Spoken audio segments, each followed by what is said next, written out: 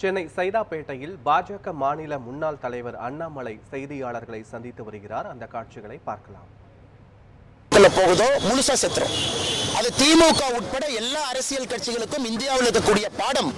எந்த ஒரு அரசியல் கட்சியும் மூன்றாவது தலைமுறையை தாண்ட முடியாது. காரணம், தொண்டர்களுக்கு நேர்மையாளர்களுக்கு வாய்ப்பு இல்லாம ஒரு அரசியல் கட்சி இருக்குன்னு அப்படித்தான். இன்னைக்கு மதிமுகவை பொறுத்தவரை அப்படித்தான். ஐயா வைகோ அவர்களே வேற மாதிரி பேசினாங்க. வைகோ அவர்களுடைய மகன், அவர் மேல எனக்கு மரியாதை இருந்தாலும் கூட அரசியலுக்கே வரமாட்டேன்னு சொன்னார். இல்ல எங்க அப்பா எனக்கு அரசியல் தனிச்சிருக்கேன். இன்னைக்கு அரசியலுக்கு வந்திருக்கார். வந்த பிறகு கட்சியில 20 ஆண்டுகள் 30 ஆண்டுகள் வேலை பார்த்த ஒரு மனிதனுக்கு பேசுவதற்கு உரிமை இருக்கத்தான் செய்யும். அப்படி இருக்கும் பொழுது மல்லை சக்தி அவர்களாக இருக்கட்டும், யாராக இருந்தாலும் அவங்களுடைய குரலுக்கு ஒரு வலிமை இருக்கு, மரியாதை இருக்கு. கிரவுண்ட் லெவல்ல இருந்து வந்திருக்காங்க. ஆனால் எனக்கு வைகோனனுடைய மகன் அவர் மீது மரியாதை இருந்தாலும் கூட இந்த சைக்கோஃபென்சி, நெப்போட்டிசம், ஒருவருடைய மகனாக இருப்பது மட்டுமே ஒரு தகுதியின் சுத்திக்கிட்டு இருந்தாங்கன்னா இரண்டாவது தலைமுறையில கட்சி 50% அழியும், மூன்றாவது தலைமுறையில 100% அழியும். இது இயற்கையினுடைய நியதி. உதயநிதி ஸ்டாலின் அவங்க காலத்துல திமுக இருக்காது. இருந்தா இயற்கை இல்லைன்னு அர்த்தம்.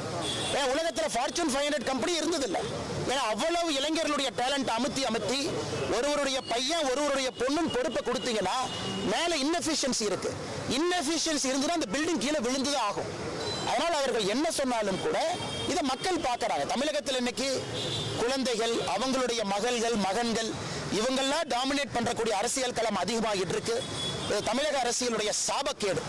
ஒரு மிடில் கிளாஸ் இளைஞனோ, மிடில் கிளாஸ்ல இருக்கக்கூடிய ஒரு பெண்ணோ, ஒரு சாதாரண குடும்பத்தில் இருக்கக்கூடியவங்களோ இன்னைக்கு அரசியல்ல தமிழகத்தில் ஜெயிக்க முடியும்னா பல போராட்டத்தை சந்திக்க வேண்டி இருக்கு. ஆனால் இயற்கை சில கட்சிகளை அழித்தால் மட்டும்தான் இயற்கை சாதாரண மனிதர்களை மேல கொண்டு வரும்.